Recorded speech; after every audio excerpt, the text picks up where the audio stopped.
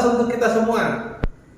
Mari kita memulai hari ini dengan mendengar firman Tuhan sebagai tuntunan hidup kita. Mari kita berdoa. Damai sejahtera Allah yang melampaui segala akal, itulah yang memelihara hati dan pikiran saudara-saudara sekalian dalam Kristus Yesus Tuhan kita. Amin. Bapak, Ibu, remaja, anak sebulung, dan adik-adikku sekolah minggu yang terkasih dalam Yesus Kristus, firman Tuhan untuk kita di hari ini Sabtu 30 September 2023 diambil dari Yohanes pasal yang ke-10 ayat yang ke-9. Demikianlah firman Tuhan. Akulah pintu, barang siapa masuk melalui aku, ia akan selamat, dan ia akan masuk dan keluar dan menemukan padang rumput. Saudara-saudara yang terkasih dalam Yesus Kristus, Tuhan Yesus memakai analogi kandang, di mana setiap kandang domba pada saat itu memiliki pintu.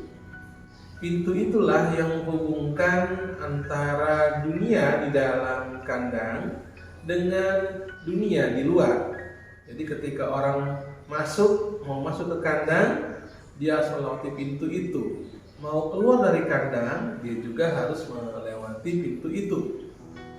Demikian juga kalau kita lihat di rumah-rumah, gudang, pertokoan, pasti ada yang namanya pintu untuk memasuki rumah, gudang, atau toko tersebut.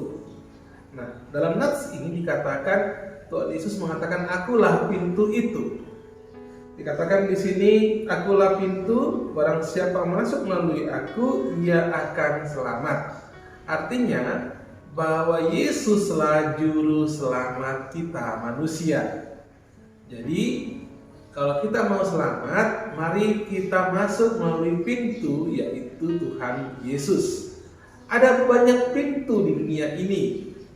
Ada pintu dunia yang berisikan kejahatan-kejahatan ataupun kebiasaan dunia.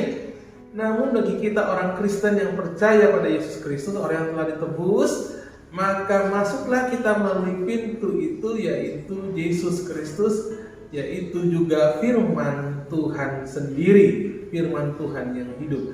Kalau kita mau selamat, kalau kita mau bahagia, kalau kita mau tenang dan nyaman, maka tidak ada pilihan lain, maka kita harus masuk melalui pintu, yaitu Tuhan Yesus, yaitu firman Tuhan. Mari kita amalkan firman Tuhan, kita pelihara firman Tuhan. Mari kita laksanakan firman Tuhan agar kita tetap selamat dalam hidup ini, agar kita tetap bahagia dalam hidup ini. Banyak orang mencari kebahagiaan di pintu-pintu dunia, namun pada ujungnya adalah maut.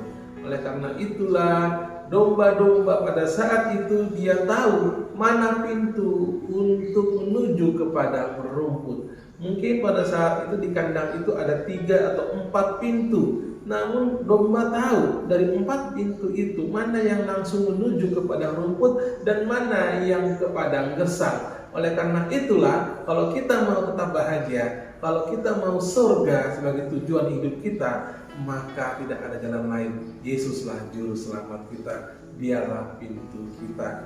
Mari tetap bersama-sama teguhkan iman kita dalam penderitaan kita, dalam setiap pergumulan, dalam setiap apapun masalah yang kita hadapi. Mari tetap pegang Tuhan Yesus kita. Jangan lemah iman kita, karena jaminan keselamatan sudah ada di dalam namanya. Amin. Mari kita berdoa. Terima kasih ya Tuhan Yesus untuk kebaikan-Mu ya Tuhan. Engkau telah mati untuk kami, sehingga dalam nama-Mu di sana ada keselamatan, di situ ada pertobatan, di situ ada penghapusan dosa.